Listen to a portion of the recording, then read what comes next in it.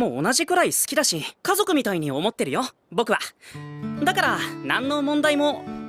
好きな人同士が一緒に暮らすための家なら、私たちが住むのはちょっと、どうかと。リンゼ？どうしたのみんな。私2階見てくるわね。どうなってるの？見えないでござる。なかなかやるな。なので、ありがたく使わせてもらいます。アクセル！お前、今のアクセル。じゃあ、おう、今のを避けるか。チェックメイト。Scene bermula dengan seorang kakek tua yang meminta maaf pada siswa SMA. Kakek tersebut adalah dewa. Ia mengatakan pada siswa itu tak sengaja membuatnya mati. Siswa itu bernama Mochizuki Toya dan mereka pun mengobrol sambil minum teh. Kakek itu tak menyangka Toya terlihat sangat tenang dan Toya mengatakan kejadian ini seperti mimpi. Lagian, hal yang terjadi tak boleh disesali, kata Toya. Kakek merasa Toya bijaksana dan mengatakan Toya akan dihidupkan kembali, tetapi ada syaratnya. Toya akan dikirim ke dunia berbeda dari tempatnya dahulu. Toya merasa bersyukur karena bisa hidup kembali dan yang lainnya tak masalah baginya. Ia mengingat kata kakeknya Toya untuk memaafkan kesalahan orang lain. Karena Toya sangat baik hati, ia pun diizinkan untuk memiliki permintaan. Maka sang kakek akan mengabulkan permintaannya. 君の望みを聞きたい。望みですか。じゃあ、人間ができとるの。そうじゃ。では罪滅ぼしに何かさせてくれんかの。そちらの事情は分かりましたし、生き返るだけでありがたいです。人の過ちを許せる人間になれって、向こうの世界でも使えるようにできませんかね。それをか。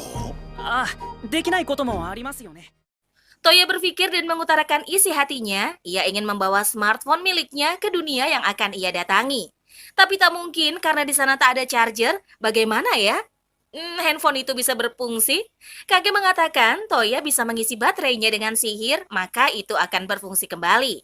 Toya bertanya lagi, apa ia bisa menghubungi seseorang tempat Toya berada dulu? Tidak bisa, tetapi Toya bisa menghubungi kakek itu dengan smartphone miliknya dan kakek itu berkata. Akhirnya Toya pun dikirim ke dunia lain dan ia terbangun. Toya melihat sekelilingnya dan HP-nya berdering panggilan dari dewa tadi. Kakek mengatakan pada Toya bahwa map di HP tersebut telah dicocokkan pada dunia lain. Jadi, Toya bisa memakai map untuk pergi ke kota. Saat Toya berjalan, kereta delman lewat dan berhenti. Pria tua lalu turun dan menanyakan seragam sekolah yang dipakai Toya. Pria itu ingin membayar mahal jika Toya berkenan menjual padanya. Toya kemudian naik delman bersamanya menuju kota dan mereka turun. Kemudian pria itu memanggil pelayannya untuk memberi pakaian pada Toya. Ternyata, pria itu adalah pemilik toko pakaian. Setelah menjual seragam sekolah miliknya, Toya pun menanyakan di mana letak penginapan karena hari sudah senja. Pria itu pun menunjukkan arah penginapan tersebut. Toya berjalan pergi sambil melihat mapnya, dan di lorong terdengar perkelahian antara dua gadis muda dan dua pria muda. Gadis itu ingin menjual tanduk rusa pada dua pria itu, tetapi mereka membayar rendah. Gadis itu tak jadi menjualnya, tapi dengan kekerasan pria itu mengancam. Toya pun datang membantu mereka. Ia teringat pesan kakek Toya, tak akan mati di dunia lain kecuali sangat berbahaya. Toya pun dengan mudah menghajar dua pria itu. 君の基礎能力、その他諸々底上げしておこう。じゃあ、何しやがる。それはもう僕のものだから。すごい、まるでスローモーションだ。Ia kemudian mengganti tanduk rusa itu senilai 1 koin emas. Mereka kemudian saling berkenalan dan dua gadis itu bernama Elze Shihoweska dan Linze Silhoweska. Mereka adalah saudara kembar. Toya pun memperkenalkan diri sebagai Toya Mochizuki.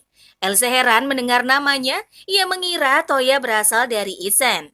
Toya menanyakan di mana penginapan bulan perak dan mereka terkejut karena penginapan itu tempat mereka tinggal.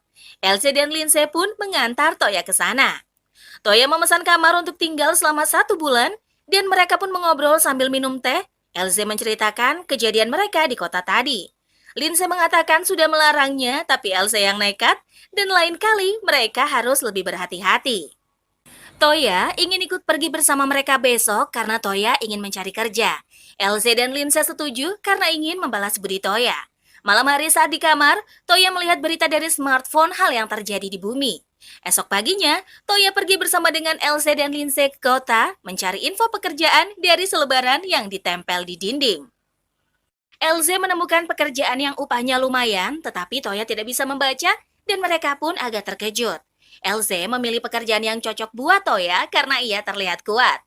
Toya pun membeli pedang Easen dan Elze mengatakan jangan sampai Toya kehilangan kartu guild miliknya. Misi mereka adalah mengalahkan 5 serigala tetapi mendapat tambahan.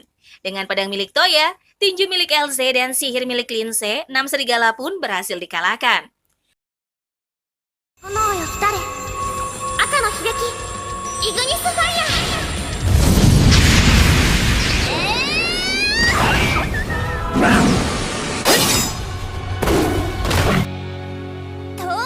やるじゃない。依頼は5匹討伐だったけど1匹多く仕留めちゃったわね。 Mereka menyerahkan tanduk 5 serigala tersebut, satu disimpan Toya untuk kenang-kenangan. Penada itu pun meminta kartu guild mereka untuk distempel, dan dengan ini mereka mendapat 18 tembaga dan misi mereka pun selesai. Mereka kembali ke hotel dan minum teh, dan Elze bersyukur kalau Toya masuk tim mereka. Toya meminta tolong untuk diajari membaca dan menulis, dan Elze mengatakan Lindsay akan mengajarinya karena ia pintar dan cerdas. Toya meminta satu hal lagi, ia minta diajari memakai sihir dan mereka terkejut karena sihir adalah bakat alami dari sejak lahir. Kalau tak memiliki bakat alami, maka tak akan bisa menggunakan sihir. Lindsay pun mengeluarkan batu sihir untuk memberikan contoh. Saat Lindsay fokus dan mengatakan air saat memegang batu, itu maka keluarlah air tersebut. Sedangkan Elze saat memegang batu tak berfungsi karena Elze tak memiliki bakat alami. Sementara saat Toya mencoba dan berhasil, airnya keluar deras hingga tumpah. Mereka kemudian pergi untuk keluar dan mencoba 6 elemen sihir. Saat Toya mencoba semuanya, ia bisa mengeluarkan kekuatan sihir 6 elemen. Mereka heran, sebenarnya siapa sih Toya? Sementara Lindsay hanya bisa mengeluarkan 3 elemen saja. Batu itu adalah sihir tidak tetap berbeda dengan sihir penguat, seperti keahlian Elze hanya dengan mengucapkan mantra, mereka bisa melakukan hal apapun, termasuk pergi ke tempat yang diinginkan. Yang terpenting, tahu mantra dari sihir tersebut. Sihir yang tidak tetap, dikatakan juga sihir pribadi, bahkan jarang juga orang yang sama bisa menggunakan 2 sihir itu. Toya pun mencoba sihir tidak tepat, ia memegang batu sihir dan mengucapkan mantra Get. Terbukalah portal jalan menuju tempat lain dan Toya berhasil. Micha memanggil mereka dan mengenalkan Air pada mereka. Ia bekerja di cafe parent dan Air pun meminta saran untuk membuat menu baru. Elsie dan Lindsay tak bisa berpikir menu apa yang cocok dan mereka pun bertanya pada Toya dan setelah berpikir ia merekomendasikan ice cream. Toya membuka HP-nya dan mereka pun bertanya itu apa? Toya menjelaskan itu adalah benda sihir.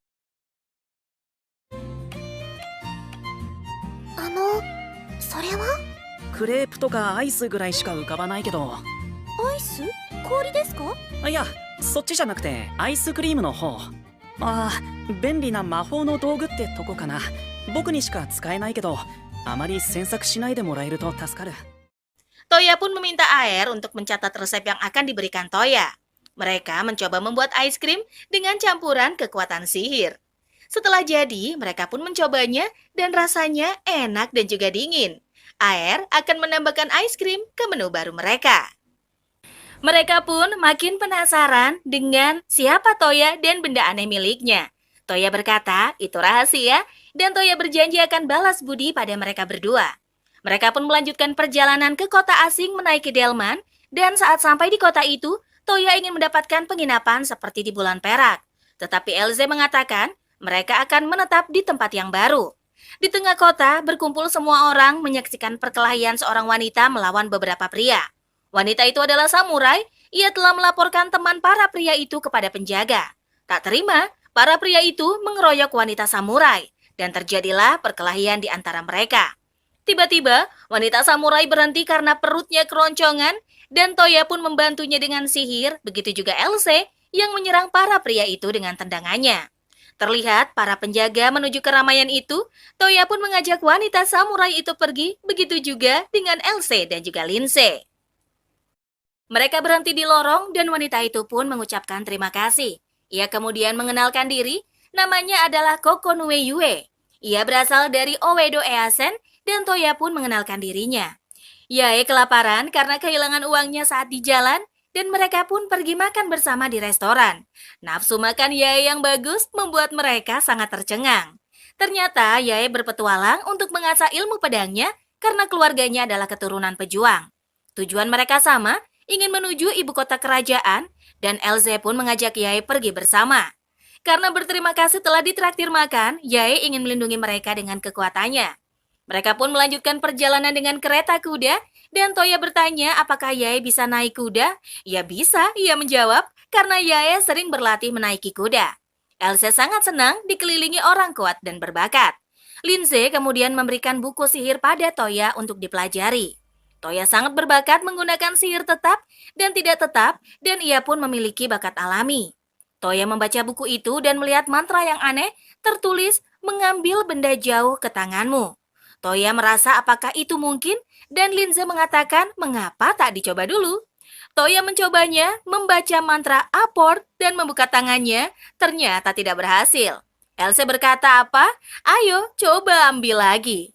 Toya pun menjawab katana milik Yae, karena benda itu berat, mereka mencoba benda yang ringan. Toya pun mulai lagi mengucapkan Apport dan membuka tangannya dan berhasil, ia mengambil pita di rambut Yae. アポツ。何どうや何を取ったのよ。でもこれって下着とかも引き寄せることができるのかな。冗談だって。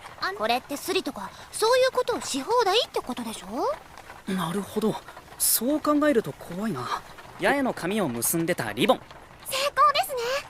使い方によっては便利ですが、恐ろしくもありますね。 Sihir itu bisa baik dan bisa berbahaya tergantung penggunanya. Toya berpikir, sihir itu bisa digunakan untuk mencuri uang dan juga emas. Tetapi kedua saudara kembar itu melarang Toya. Lalu Toya menggoda mereka akan mengambil pakaian dalam Elsie karena dan juga Lindsay akan sihir. Ekspresi mereka langsung panik. Hahaha, Toya mengatakan, hanya bercanda kok. Toya pun membaca kembali mantra sihir, tidak tetap lainnya. Ia mendapati mantra indera yang bisa mendengar dan mencium dari jarak jauh. Saat ia mencoba mantra itu, indera penciumannya berfungsi. Toya pun mencium bau darah. Mereka bergegas bergerak ke depan, dan Yae sebagai kusir membawa kereta kuda itu. Ternyata sekumpulan prajurit kadal, mereka melawan satu lawan satu. Yae terjatuh saat menyerang, dan ditolong dengan sihir milik Toya. Dari jauh, prajurit kadal terus bermunculan, dan seseorang telah memanggil pasukan kadal itu dengan sihir. Serangan itu berhasil dihentikan Toya dengan sihir juga, dan pria itu pun diringkus oleh mereka. あれは。召喚魔法です。あの男がイザーダマンを呼び出しています。わかった。キリがないわ。一体何体いるでござる。闇よ来たれ。我が望むはトカゲの戦士。くそ。そこまででござる。 Dari kereta kuda menjerit seorang wanita meminta tolong, dan pria itu sekarat karena terkena panah. Toya pun meminta Lindsay untuk menyembuhkannya dengan sihir, tetapi Lindsay berkata lukanya terlalu dalam, susah untuk diselamatkan. Semuanya mulai panik, Toya pun mengeluarkan panah di tubuh pria tua itu dengan sihir pemanggil dan menghilangkan luka dengan sihir penyembuh. Akhirnya, pria tua itu pun selamat. Wanita itu mengucapkan terima kasih pada Toya dan yang lainnya. Pria tua itu bernama Lim, pelayan dari Adipati Ortlinde. Dan wanita itu adalah anak dari Adipati Ortlinde bernama Susi Urnea Ortlinde. Teman-teman Toya pada memberi hormat dan Toya tak mengerti maksudnya. Lindsay pun menjelaskan kalau Adipati adalah keturunan bangsawan dari keluarga kerajaan dan mereka mencoba memberi hormat. Sue adalah keponakan dari raja. Shu dan Lim ingin pergi ke ibu kota untuk mengunjungi nenek Shu. Tetapi di jalan mereka bertemu musuh dan diserang, tapi diselamatkan Toya dan teman-temannya. Lim meminta Toya dan yang lain untuk menjaga mereka di perjalanan menuju ibu kota. Dan Lim menjanjikan bayaran yang pantas kepada Toya dan teman-temannya. Mereka pun menyetujuinya dan melanjutkan perjalanan ke ibu kota bersama. Saat di perjalanan, Toya melihat dari atas ibu kota kerajaan North Belfast Alepis yang disebut juga sebagai kota danau. Mereka telah tiba di kerajaan disambut banyak pelayan istana. Ayah Xiu datang melihat kepulangan Xiu di istana. Ayahnya bersyukur Xiu berhasil selamat dan ia berterima kasih pada Toya karena hal itu. Tujuan Toya datang ke ibu kota untuk mengirimkan surat dan ia pun berbicara dengan ayahnya Sue mengenai keperluannya. Mereka membahas penyerangan tadi dan banyak yang mengincar keluarga mereka agar bisa meminta tebusan uang pada kerajaan. Mereka memiliki banyak musuh untuk mengincar keluarga kerajaan.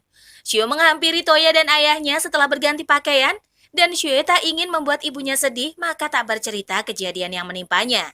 Ayah Xiu mengatakan ibunya Xiu buta dan tak bisa melihat karena kecelakaan. Lindsay bertanya apakah sudah menggunakan sihir penyembuh. Ayahnya menjawab berbagai cara sudah mereka tempuh, bahkan sihir penyembuh. Tujuan perjalanan Xue adalah untuk membuka rahasia sihir kakeknya. Dengan harapan suatu saat Xue bisa memakainya. Lindsay, Elsie, dan Yae melihat ke arah Toya penuh harapan. Mereka ingin Toya menggunakan sihir tidak tetap dengan mantra dan menyembuhkan mata Ibu Xue. Mereka pun masuk ke kamar Ibu Xue dan mencobanya. Ternyata berhasil, Ibu Xue bisa melihat suami tercinta dan anaknya. Mereka pun berpelukan karena merasa bersyukur.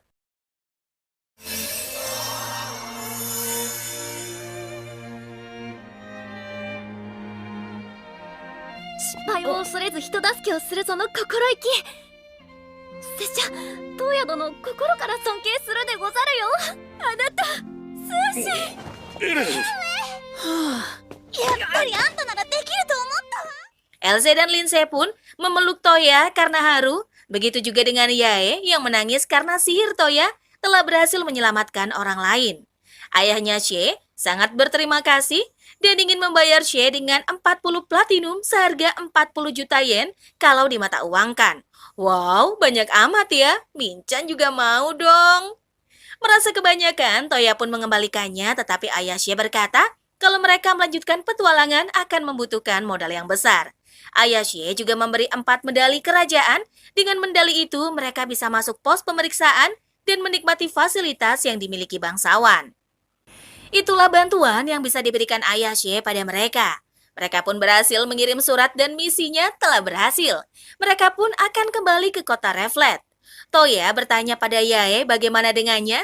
Yae pun memutuskan bergabung dengan mereka karena melihat Toya yang rendah hati dan suka menolong orang. Elsie setuju dan sangat senang Yae bergabung dengan mereka. Elsie mengatakan agar Yae memiliki kartu guild dan mengambil misi bersama dengan mereka. Mereka tampak senang saat bersama-sama dan Toya bersyukur bisa menggunakan kekuatannya untuk membuat orang bahagia. Saat di perjalanan, mereka bertemu dengan seorang wanita. Sepertinya ia tersesat saat janjian bertemu kakaknya. Toya menghampirinya dan ia pun langsung panik. Toya dan yang lain akan membantunya. Toya kemudian mengeluarkan smartphone-nya untuk melihat peta dan mereka mengantar wanita itu. Akhirnya, wanita itu bertemu kakaknya kembali dan rombongan mereka pun pergi. Mereka memutuskan untuk belanja di kota itu dan Toya mengatakan agar mereka berpencar dan bertemu kembali di penginapan setelah 2 jam. Toya telat kembali karena ia membeli mantel untuk meningkatkan pertahanan sihirnya. Ia melihat smartphone dan mengetahui ia sangat telat dari waktu yang dijanjikan. Mereka pun penasaran benda apa itu dan Toya menjawab itu adalah sihir pribadi miliknya. Mereka pun kembali ke penginapan terang bulan. Di sana Toya melihat 2 pria yang bermain shogi setiap tak ada pelanggan. Toya pun teringat saat Micha menyarankan Toya untuk membuat modeling dari kayu. Ia searching dari smartphone-nya dan membuat papan shogi dari kayu pohon. Oleh karena itu, kedua pria tersebut ketagihan bermain shogi hingga lupa waktu. Toya pun bertanya pada Micha di mana teman-temannya. Sepertinya Lindsay masih di kamar, jawab Micha. Tak lama, Elsie dan Yae balik dari kafe parent dan mereka membeli kotak kue menu baru dari kafe itu. Elsie meminta Toya mengantarkan kue tersebut untuk Adipati karena membalas budi. Ia pun pergi ke sana dan She langsung memakan roll cake yang dibawa Toya. Adipati iri dengan kota Reflet karena bisa membeli kue yang enak-enak di kafe parent. Sementara jarak kota tersebut jauh dari kerajaan. Toya pun mengatakan akan memberikan resepnya pada koki istana agar mereka bisa memakannya saat mereka ingin. Toya juga membawakan papan Sogi untuk Adipati dan menjelaskan cara memainkannya. Mereka pun memulai memainkan game Sogi tersebut. Adipati pun mulai mengerti cara memainkannya dan ia mulai ketagihan. いつになったらわらわにやらせてくれるのじゃ。もう少しだ。その間外で遊んでくるといい。なるほど。敵の駒を奪えば軍を再生できるわけだな。はい、それが将棋というゲームの奥深さというか。まあ待ちなさい。まずは私からだ。 Sementara Xie minta memainkan game itu juga, tak terima diabaikan, Xie pun menggelitik Toya hingga menangis. Adipati tak menyerah dan serius bermain Sogi. Ia mengabaikan Xie dan Toya, hingga malam hari tiba, Adipati masih ketagihan bermain Sogi tersebut. Akhirnya Toya pulang malam hari dan berjanji tak akan main Sogi lagi karena merasa muak. Esoknya mereka berempat mencari misi untuk mengisi guild milik masing-masing. Begitu banyak misi ada di dinding pengumuman dan Toya mengambil satu dan membacakan misi, yaitu mengalahkan Mega Slime. Mereka bertiga serentak menjawab tidak. Ternyata alasan para wanita itu adalah mereka benci hewan yang lengket. Toya memikirkan hal yang aneh-aneh dan Elze langsung memarahinya. Mereka pun mendapatkan misi baru. Elze mulai menghajar monster itu dibantu Toya dan lainnya. Linze mengeluarkan sihirnya untuk melawan musuh dan mereka berhasil mengalahkan 20 serigala. Toya pun menggunakan sihir search untuk memeriksa sesuatu tapi tak ada apa-apa di sana. Linze pun menyarankan untuk mencari benda sejarah mungkin ada di tempat itu. Toya memulai mantra barunya, search peninggalan sejarah dan mendapatkan petunjuk. Tempat itu berada di bawah reruntuhan batu dan dengan kekuatan sihir Linze meruntuhkan bongkahan itu. Mereka pun menemukan gerbang dan membukanya. Ternyata terdapat jalan masuk menuju labirin. Mereka terus berjalan masuk ke dalam dengan mengeluarkan cahaya sihir sebagai penerang jalan. Elze ketakutan mengira ada hantu di tempat itu dan Toya mengatakan seorang Elze ternyata bisa takut juga ya. Elze pun mengomel tak terima dikatakan pengecut. Mereka terus berjalan, Linze memegang cahaya di tangannya memimpin jalan. Toya pun melihat tulisan pada dinding batu dan meminta Linze membacanya, tetapi ia tidak tahu karena tulisannya adalah sihir kuno. Toya pun mengambil HP-nya dan memoto tulisan itu. Cahaya dari kamera membuat teman-teman Toya terkejut. Yae menyadari bahwa cahaya itu berasal dari smartphone milik Toya. Toya pun mulai menjadi fotografer dan memfoto semua yang ada di sana. Linze kemudian melihat ada batu sihir elemen tanah. Jika dialirkan oleh energi, maka akan menghasilkan mantra sihir. Linze pun meminta Toya menyentuh batu itu dan mengalirkan energinya. Linze, Elze, dan Yae mundur ke belakang, mereka takut terkena reruntuhan. Saat Toya memegangnya, lalu batu itu bereaksi tempat dan itu serasa akan runtuh. 同じくでござる。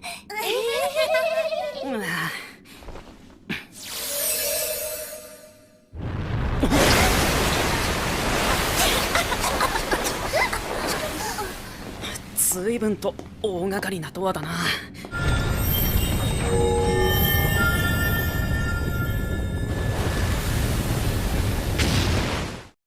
Ternyata pintu besar yang membawa mereka ke dalam untuk melihat cahaya dari patung kuno. Kekuatan sihir cahaya Linze diserap oleh patung kuno itu. Patung itu mengeluarkan cahaya dan berubah menjadi hewan sihir. Tempat itu pun hampir runtuh dan Toya pun mengeluarkan mereka dengan sihir perpindahan tempat. Akhirnya mereka berhasil keluar dan selamat. Hewan sihir itu keluar dari reruntuhan menyerang mereka dan Linze pun mencoba melawan tapi tak mempan karena sihirnya diserap oleh hewan itu. Elze dan Yae mencoba menyerang juga tapi tetap tak bisa. Toya pun mengeluarkan sihirnya dan mengatakan pada Linze untuk menggunakan sihir tak langsung untuk menghadapinya. Mereka mengira itu berhasil, tapi hewan itu beregenerasi menjadi utuh kembali dan menyerang Elze. Linze pun mencoba menahan hewan sihir itu dengan bantuan Yae, sedangkan Toya menyembuhkan luka Elze yang lumayan parah. Toya mengamati hewan itu menyerap sihir dan beregenerasi seperti permainan Sogi. Toya pun mempunyai ide dan memberitahukan pada Elze. Toya menggunakan sihir pemindah apport, mengambil cahaya merah di tubuh hewan itu dan melempar pada Elze. Dengan tinju Elze yang kuat, ia memecahkan cahaya itu. Apport!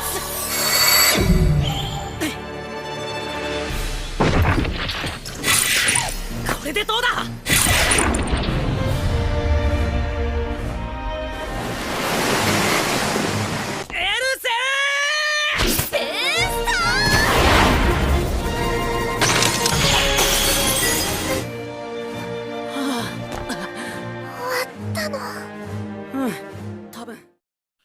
Kekuatan sihir lebur menjadi debu dan mereka pun akhirnya berhasil. Teman-temannya memuji kepintaran Toya yang jenius. Mereka pun berencana melaporkan hal tersebut pada Adipati dan mereka pun datang ke istana. Adipati akan mengirim orang ke ibu kota lama untuk menyelidiki lebih lanjut. Toya mengatakan mereka telah membuat bangunan di ibu kota lama runtuh. Dan ia pun menunjukkan foto-foto yang ada di ibu kota lama dan Adipati terkejut benda apa itu? Toya menjawab itu adalah benda sihir milik pribadinya untuk menyimpan gambar. Toya akan membuat salinan gambar tersebut dan memberikannya pada Adipati. Ternyata Adipati tak tahu penyebab kenapa ibu kota lama ditinggalkan dan karena tak ada catatan tertinggal pada arsip kerajaan. Adipati meminta agar mereka mencari tahu tentang ibu kota lama dan Toya pun menjawab mereka akan membantu menyelidikinya. Elsie dan Yae mengomel karena tak bisa mendapatkan harta karun. Mereka pun kembali ke penginapan untuk beristirahat dan Toya mulai mencetak gambar yang ia kumpulkan dari smartphone-nya. Toya menggunakan Get untuk pergi ke istana. Adipati berhenti dari kereta delmannya melihat Toya dan sepertinya sang dewa mengirim Toya untuk bertemu Adipati. Toya mencoba menggunakan mantra di smartphone-nya di layar HP, muncul Lindsay yang sedang memakai pakaian dalam dan wajah Toya pun memerah melihatnya. Dari depan pintu, Lindsay memanggilnya dan Toya pun salah tingkah. Lindsay membahas sihir bersama Toya dan menunjukkan kertas tulisan kuno yang tak bisa dibacanya.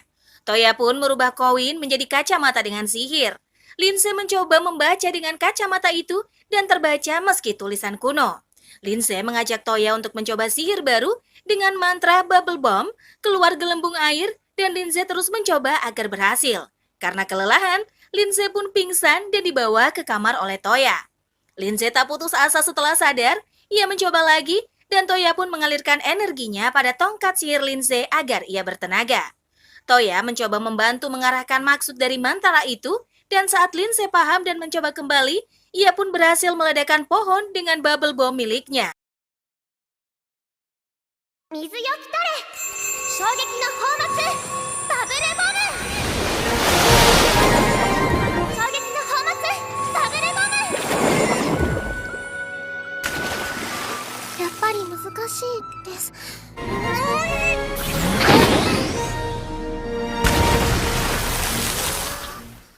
Lindsay mengucapkan terima kasih karena telah dibantu Toya. Kali ini, sepertinya Elsie punya masalah sarung tangan tinjunya yang rusak karena melawan monster terakhir. Ia mengingat misi mereka saat melawan monster, dan Toya mengatakan sarung besi itu harus diganti. Elsie pun meminta Toya menemaninya ke pusat kota. Mereka mendapatkan sarung tangan yang baru buat Elsie, dan saat di jalan, Elsie melihat gaun yang cantik, dan Toya pun mengatakan apakah Elsie ingin memakainya. Elsie mengatakan itu terlihat cocok untuk Lindsay. Karena kalian berdua imut, jadi Elsie pasti cocok. Toya pun mengajaknya masuk untuk mencoba gaun itu. Karena cantik di badan Elsie, Toya membelikannya sebagai hadiah dan sampai di penginapan teman yang lain juga memuji Elsie. Ia merasa insecure memakai gaun tersebut, tetapi teman-temannya mendukungnya karena sangat indah dipakai Elsie. Para harem pun meminta Toya untuk membelikannya juga. Ia gemetaran mendengar hal itu, ya lagian ada-ada aja ya. Sementara itu, Yumina mendapatkan surat dari kerajaan yang isinya mengatakan mereka harus kembali ke kerajaan karena Toya akan dinobatkan sebagai kesatria karena insiden terakhir telah berhasil. Toya dan para harem pergi ke istana dan diberikan rumah. Mereka pergi melihatnya dan ternyata rumahnya sangat besar. Toya mengatakan rumah itu terlalu besar untuk mereka berlima dan wow, para harem pun terkejut mendengarnya. Lindsay, Elsie, dan Yae mengatakan sangat sungkan jika mereka hidup bersama pasangan yang saling mencintai. Toya pun menjelaskan pada semua harem bahwa ia menyukai mereka berempat dengan sama rata. Jadi, Toya ingin hidup bersama dengan mereka semua. Wajah para harem pun memerah mendengar perkataan Toya. Mereka pergi dengan alasan melihat-lihat rumah. 4人とも同じくらい好きだし家族みたいに思ってるよ僕はだから何の問題も好きな人同士が一緒に暮らすための家なら私たちが住むのはちょっとどうかとリンゼどうしたのみんな私2回見てくるわね Yumina terkejut mendengar hal itu, tetapi ia menerima semua keputusan Toya karena ia akan menjadi istrinya. Yumina tak berniat mengekang kebebasan Toya. Toya pun duduk di taman bersama Kohaku melihat pemandangan yang indah. Lindsay bertanya tentang keberadaan para harem tinggal di rumah ini, begitu juga dengan Yae dan Elsa. Mereka takut suatu saat akan diusir dan apakah mereka akan diperlakukan sama dengan Yumina. Toya menjawab semua pertanyaan para harem bahwa ia setuju mereka tinggal bersamanya. Sepertinya para harem berdiskusi tentang sesuatu dan Toya niat poligami nih. Pelayan kerajaan kemudian dikirim untuk melayani rumah milik Toya yang akan ditinggalinya bersama para harem. Toya tak menyangka hal itu bisa terjadi. Yumina mengatakan bahwa merasa Toya adalah orang yang berharga. Tak lama, Adipati dan Putri Xie datang berkunjung. Xie tak menyangka ia akan menikah dengan Yumina. Adipati mengatakan kenapa Toya tak menikahi Xie dan Yumina bersamaan. Xie senang mendengarnya, tetapi Toya pun menolak dengan halus. Adipati datang dengan membawa misi untuk mengirim Toya dan para harem pergi ke negara Miss Mede. Karena mereka akan mengadakan aliansi kerjasama antara negara. Toya mewakili untuk pergi ke Miss Mede dan mereka dikawal oleh prajurit Miss Mede. Toya dan yang lain memulai perjalanan dan mereka bermain game biar nggak bosan, tetapi Yae selalu kalah baik main sogi ataupun kartu as. Malam tiba dan mereka pun berhenti sejenak untuk beristirahat. Toya bercerita dongeng pada mereka yang ikut di perjalanan. Prajurit merasakan ada sosok yang mendekat dan Toya pun mengeluarkan smartphone-nya dan membaca mantra untuk melumpuhkan 28 orang bandit yang akan menyerang. Semua bandit diringkus oleh mereka dan Olga pun berterima kasih pada Leong. Leong grogi dekat dengan Olga karena ia menyukainya. Para harem sadar perasaan Leong pada Olga dan mereka pun menyindir Toya yang tak peka dengan perasaan wanita. Mereka pun menyuruh Toya untuk meminta maaf. Esok harinya, Toya pergi bersama Yumina dan dikawal oleh prajurit. Mereka melihat Leong ingin memberi souvenir. Toya pun nyamperin Leong dan karena malu, ia bilang ingin membeli sesuatu untuk ibunya. Toya pun mempunyai ide. Ia menawarkan Alma untuk mengambil bros yang disuka dan akan membelikannya. Toya pun bertanya, bros apa yang disukai Olga kakaknya Alma? Alma mengatakan bros bunga elu sangat disukai Olga. Mendengar hal itu, Leong sudah tahu apa yang akan dibelinya. Toya, Yumina, dan Alma pun pergi meninggalkan Leong. Yumina sadar kalau Toya mau menolong Leong dan Yumina pun ingin dibelikan sesuatu sama Toya. Ia mengatakan ingin dibelikan cincin dan dipasang di jari manis miliknya. Hahaha, Toya udah dikode nih. Peka nggak ya? 晴れてたか。ただあそこで私にも何かプレゼントが欲しかったところですけど。お見事です、トウヤさん。私はいずれ左手の薬指に指輪をしていただければそれで満足ですから。それはちょっと。 Mereka pun menaiki perahu dan Lindsay mabuk laut. Ia digendong oleh Toya selama perjalanan dan Elsa mengatakan kenapa tak meminta digendong lebih lama. Lindsay tersipu malu dengan pertanyaan Elsa, sementara Toya yang polos mengira Lindsay malu digendong olehnya. Dan para harem pun menghela nafas karena ketidakpekaan Toya. Toya dan seluruh anggota melanjutkan perjalanan. Toya dan Kohaku merasa ada musuh yang mengikuti. Yumina melihat Olga memakai bros yang diberi Leong dan Yumina menyindir Toya, tapi sepertinya ia tak merasa. Di dalam kereta kuda, Toya mengecek smartphone miliknya dan ia mengatakan selama ada Kohaku, binatang buas akan takut untuk mendekat. Di hutan tempat mereka berhenti, ada sosok yang ingin menyerang, ternyata itu naga yang mengamuk dan Toya melihat dari smartphone, naga telah menyerang desa Eld. Toya meminta Yumina menjaga Olga dan yang lain. Toya dan teman-temannya pergi ke desa Eld untuk mengevakuasi desa. Naga membakar desa itu dengan semburan api dan Toya menaiki Kohaku dan membawa Lindsay. Mereka mencoba menjauhkan naga dari desa Eld. Toya pun menyerang naga dengan sihirnya dan naga itu terjatuh. Lindsay menggunakan sihir air miliknya untuk membuat sayapnya patah dan naga itu mengeluarkan semburan api. Toya pun menggendong Lindsay menghindari api tersebut. Yae menyerang naga itu dengan pedangnya, dibantu oleh Elsa yang menyerang dengan tinjunya. Naga semakin mengamuk tak mempan diserang karena kulitnya yang keras. Toya pun berpikir hal apa yang harus dilakukannya. Ia pun meminta Lindsay membuat dinding es dan Kohaku melindungi Lindsay dari belakang. Yae dan Elsa mengalihkan perhatian naga itu. Dengan dinding es dan sihir modeling, Toya pun menyerang naga hingga jatuh tak berdaya. Dan mereka pun akhirnya berhasil.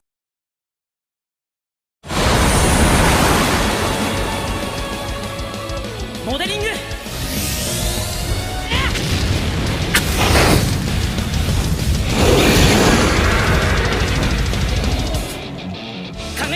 そうシャイニングジャベリンモデリング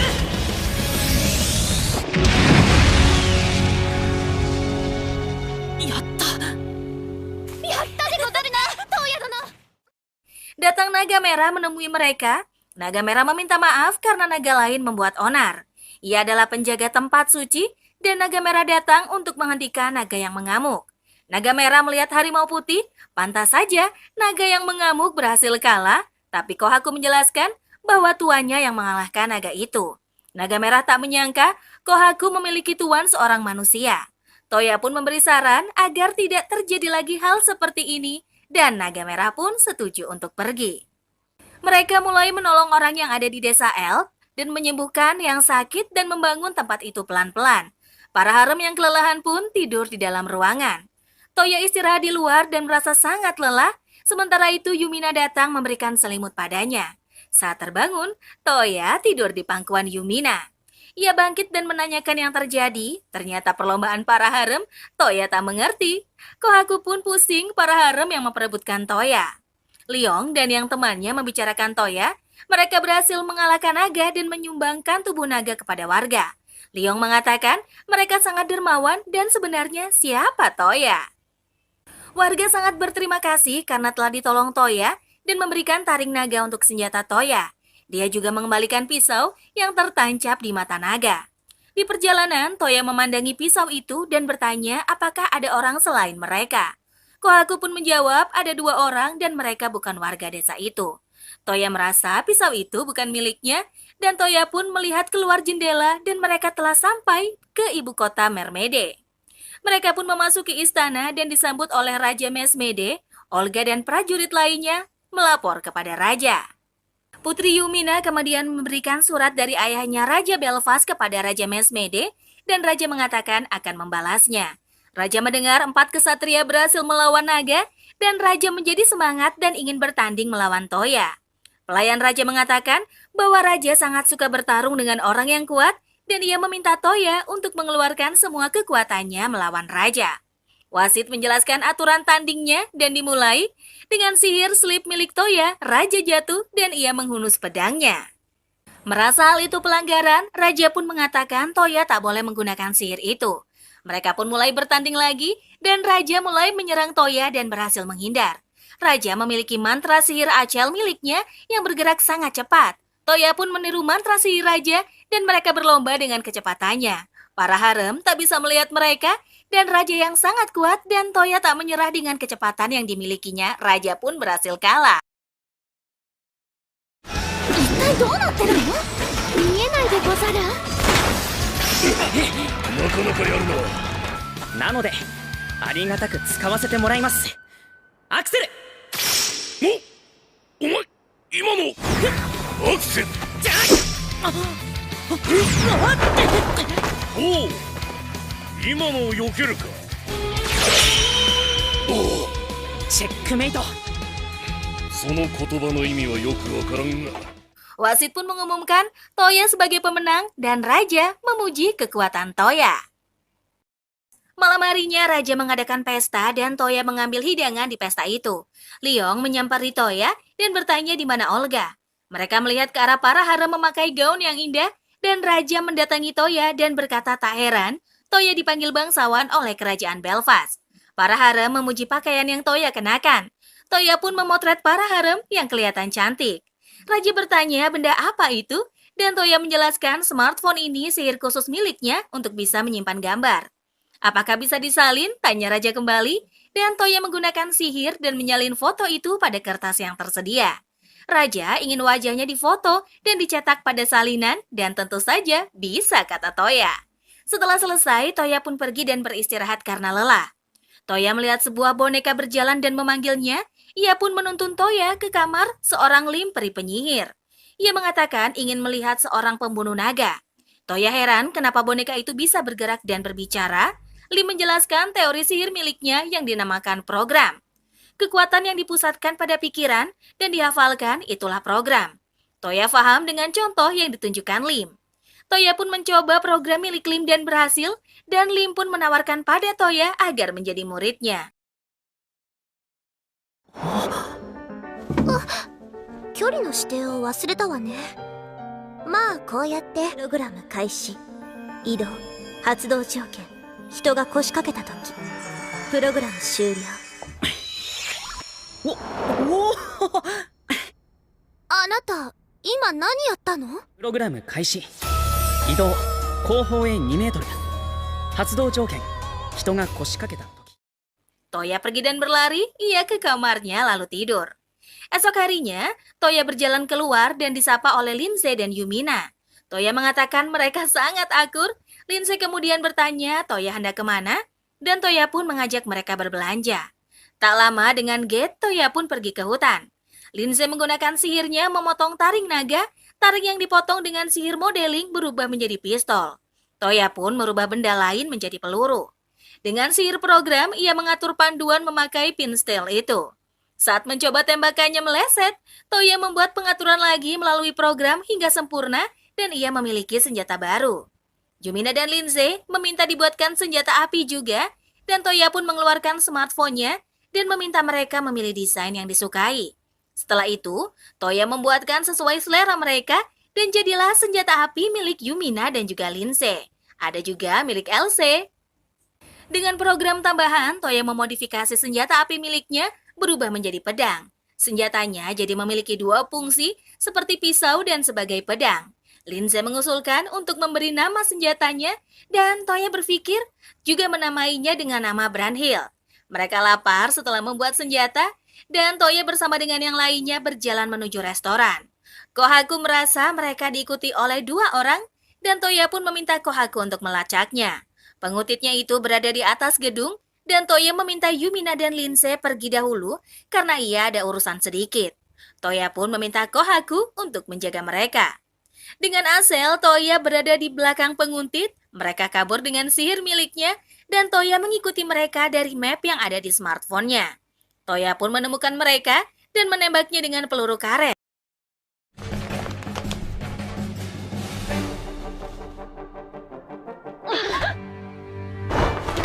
Eh, 話はわかるかな？君たちは何者か。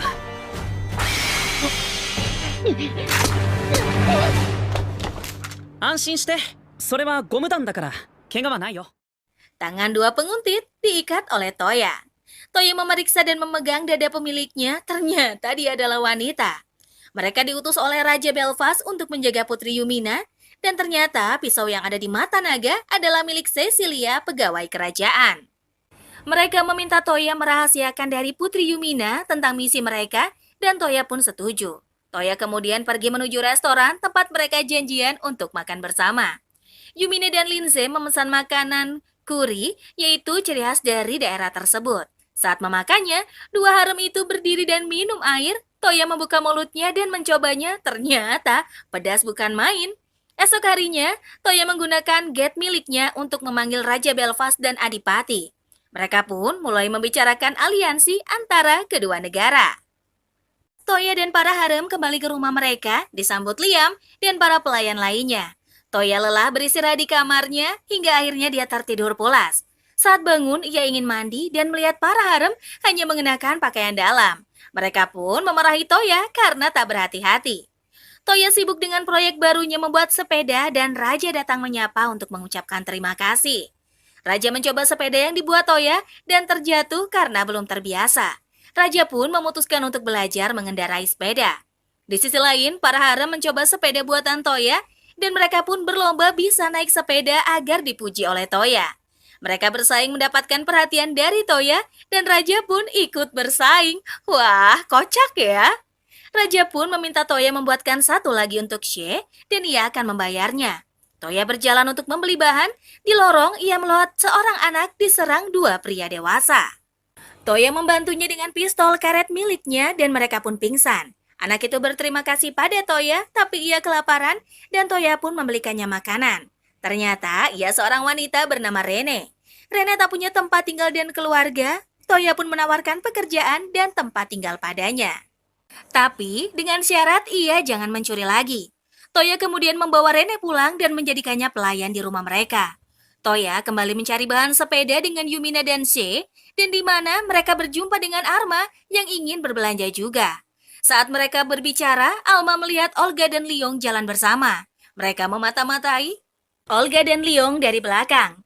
Leong ingin memegang tangan Olga tapi tak berani, dan para harem bertanya kenapa lelaki tak berani memegang tangan wanita.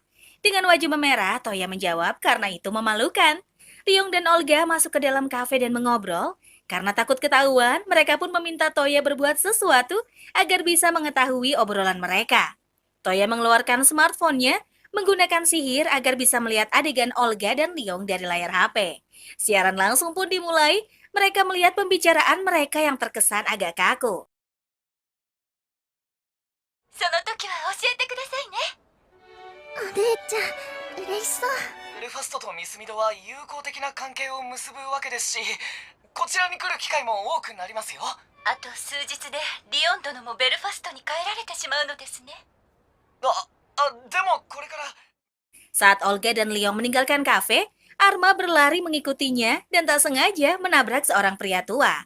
Toya membantunya dan ternyata Raja Mermede yang sedang berkeliling. Toya pun menceritakan perasaan Leong pada Olga dan mereka memantau dari kejauhan. Leong ingin merangkul Olga tapi tak jadi. Ada penjahat yang ingin mengeroyok satu lelaki muda dan Leong bangkit ingin menolong. Ia dibantu Toya dan Raja Mermede menggunakan topeng melawan penjahat dan mereka pun berhasil. Leong tahu kalau itu adalah Toya dan ia pun bertanya apa yang dilakukan Toya. Toya marah, Leong yang tak berani mengutarakan isi hatinya. Mendengar hal itu, Olga mengetahuinya dan tersipu malu dan mereka pun jadi pasangan kencan. Toya pun kembali bersama Yumina dengan Get ke rumahnya. Toya kedatangan tamu yaitu Charlotte dan Lim yang menemui Toya karena membahas tentang makhluk kristal yang dikalahkan Toya tempo hari. Para harem bertanya-tanya siapa wanita ini. Lim pun mendengar terdapat desa yang diserang makhluk yang sama seperti dilawan Toya. Charlotte bertanya kalau Toya bisa menggunakan semua elemen dan ia pun menunjukkan gambar hewan kristal itu.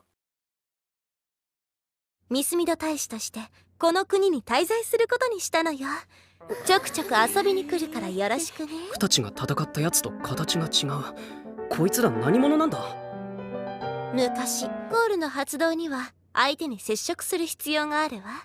接触にはなんて言ったって口づけが一番ね。待つでござる。心を読み取るって拙者の心でござるか？心配しないで。